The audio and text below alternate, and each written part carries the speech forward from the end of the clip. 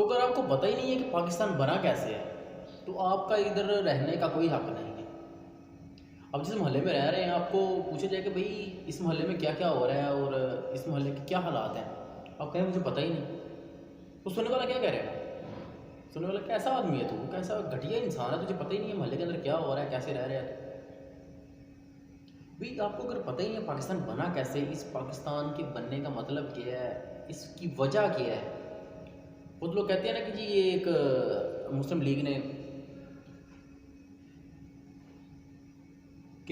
نے ایک ایشو اٹھایا تھا کہ جی یہ دو قومی نظریہ ہے، اور وہاں سے جو تھی نا یہ بات پکی ہو کر شروع ہوگی کہ جی دو قومی نظریہ جو ہے اس کو ایکسیپٹ کیا جائے، تو وہاں سے یہ پاکستان بننے کا ایشو اٹھایا گیا، ورنہ پاکستان بننے کا کسی کا ذہن نہیں تھا۔ وہ بھائی نہیں، ایسا نہیں ہے۔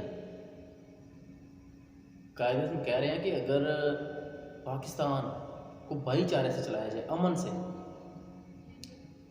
بھائی چارہ بن کے رہا جائے، آپس میں مسلمان سب جو ہیں بھائیوں کی طرح رہیں، ساری قوم ایک ہو جائے، نہ بلوچی، پنجابی، پٹھانی، سرحدی، سرائکی، یہ آپس میں قومیت کی بجائے ایک یکجان ہو کر رہے، تو پاکستان کو کوئی بھی قیامت تک نہیں توڑ سکتا۔ وہ قیامت تک کوئی نہیں توڑ سکتا۔ اتنے کانفیڈنس سے قائد اعظم کیوں کہہ رہے ہیں؟ کبھی سوچا آپ نے؟ پاکستان کو قیامت تک کوئی نہیں توڑ سکتا۔ یہ بھی کہہ سکتے تھے کہ بھی صاحب اکٹھے رہیں تو پاکستان کو کوئی نقصان نہیں پہنچا سکتا، یا اس کی جو پاکستان کی شکست ہے وہ تھوڑی مشکل ہو جائے گی، قیامت تک کوئی نہیں توڑ سکتا۔ کیوں؟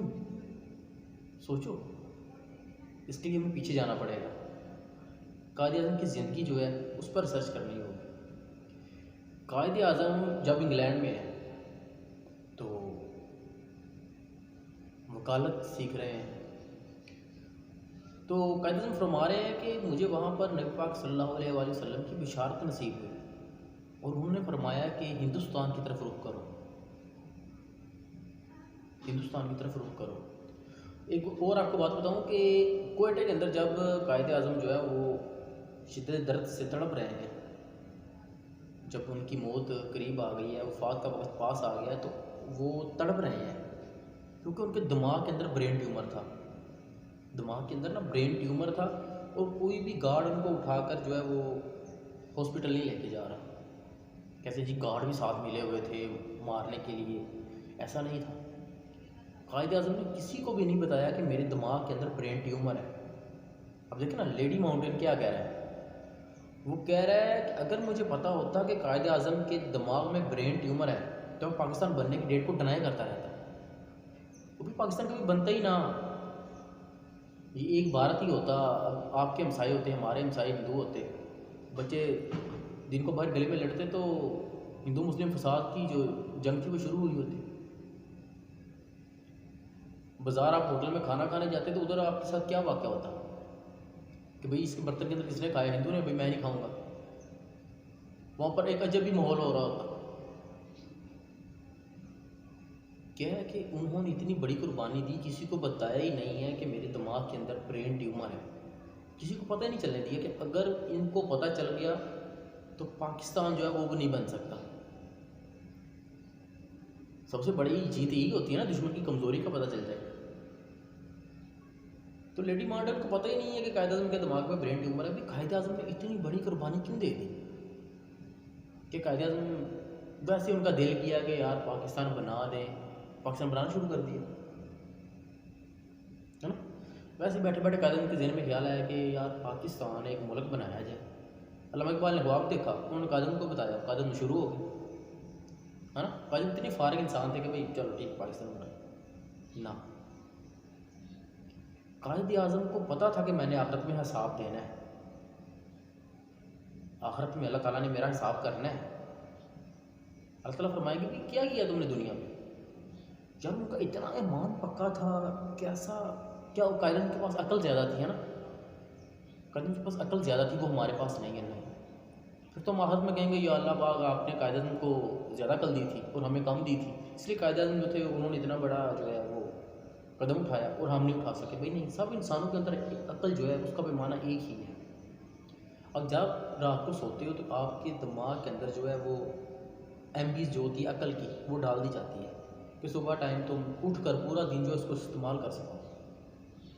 لیکن کیا ہے ہم غور ہی نہیں کرتے. ہم کیا ہے یہ جعلی چیزوں کے پیچھے بھاگے ہوئے ہیں نا. جعلی چیزیں یہ پیار محبت ریلیشن شپ رشتہ داری پیسہ دولت چمک دمک ایچ ڈی. انسان کی جو کمزوری ہے نا یہ حسن چاہتا ہے. حسن خوب سے خوبصورت تلاش کی خوب سے خوبصورت کی تلاش میں ہوتا ہے. اس کو ترکی Malaysia London Paris France Switzerland Greenland کہ جو نیچرل جو جگہ ہے نا وہ بھی اس کو گھما دی جائے. یہ اس کو بڑے سے بڑے جو بلڈنگوں والی حسن ہے یہ اس کو جو بھیا بان انٹارکٹ کا سب کچھ بھی یہ دیکھ لینا پھر بھی اس کے اندر جو ہے وہ اس کی دل کی جو ہے حص پوری نہیں ہو سکتی انسان کی.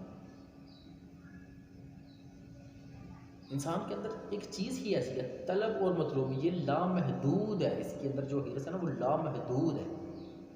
جسم محدود ہے اور اس کو جو حرص ہے وہ لامحدود ہے. وہ لامحدود کیا ہے؟ وہ خدا ہی ہے ایک لامحدود جس کی وجہ سے انسان کے اندر یہ چیز ڈالی گئی ہے نا. یہ اس لیے ڈالی گئی ہے کہ وہ لامحدود کو تلاش کرے. وہ یہ نہیں ہے کہ اس کے پاس اب لاکھ روپے آ گئے تو کہیں میرے پاس 2 لاکھ ہے 10 آ گئے تو کہیں 20 آئے 20 آ گیا 50 ہے 50 آ گئے تو 1 کروڑ ہے. بل گیٹس ہے نا اس کے پاس اب کتنا زیادہ پیسہ ہے. اس کو بھی اب پوچھا جائے نا کہ بھئی کیا تم اب جو ہے شکم سیر ہو گئے ہو؟ کہے گا نہیں مجھے اور چاہیے. اب نہیں کہنا اب اس کو کہا جائے کہ بھی تم ایک اب سپر پاور تو کیا تم راضی ہو؟ کہے گا نہیں مجھے اور ملک میرے غلام چاہیے. اب اس کو اور ملک غلام دے دیے جائیں گے تو وہ کہے گا نہیں پوری زمین اس کی غلام ہو جائے نا پھر بھی وہ کہے گا کہ نہیں اب مجھے چاند جو ہے وہ بھی میرے قابو میں ہونا چاہیے.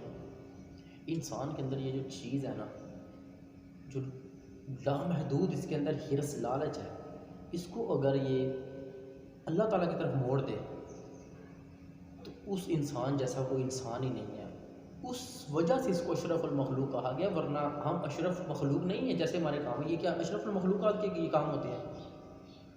سارا رات لڑکی سے باتیں ہو رہی ہیں صبح اٹھ کے تم سے نماز ہی نہیں پڑھی جائے گی. جتنا ٹائم خدا کو دینا تھا اتنا ٹائم تم ادھر جو جعلی دنیا اس کو دے رہے ہو. لڑکی کو دے رہے ہو لڑکی لڑکے کو دے رہی ہے. یہ کیا ہے؟ مٹی ہے.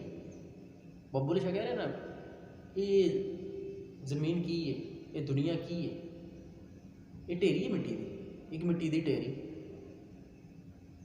کیسے کاموں میں چلے گئے. اب کہتے ہیں کہ یار ہم نے اللہ تعالیٰ سے بہت دعا کی لیکن میرا جی اس لڑکی کے ساتھ جو ہے شادی نہیں ہوئی میری لڑکی نہیں ملی مجھے. کیوں نہیں ملی بنا بھائی تمہارے اکاؤنٹ میں بیلنس ہی نہیں ہے. دعا کیسے قبول ہوگی؟ دعا ویسے قبول ہوگی جیسے تم مانگ رہے ہو یا جیسے اللہ تعالیٰ فرما رہا ہے کہ مجھ سے اس طرح دعا مانگو تو پھر میں تمہاری دعا کو قبول کروں گا. اب بتاؤ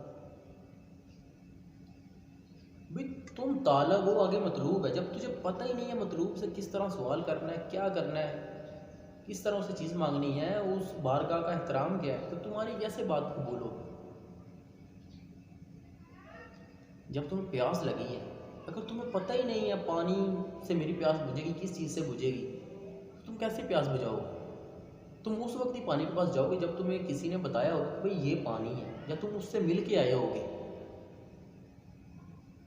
ایسے انسان کی جو ہے نا وہ پیاس نہیں مٹ سکتی. اب جو طالب ہے نا اس کو مطلوب کی طلب کب ہوتی ہے؟ جب اس نے مطلوب کو دیکھا ہو یا اس کو جانا ہو اس کو جانتا ہو اس سے مل کے آیا ہو. اب گرمیوں کے اندر جو ہے وہ ٹی وی میں ایک انسان دیکھتا ہے جی کیا بات ہے آم کیسے ہیں یار آم کی ایک چل رہی ہے مشہوری چل رہی ہے تو وہ دیکھتا ہے اس کا دل آم پہ کرنے لگتا ہے.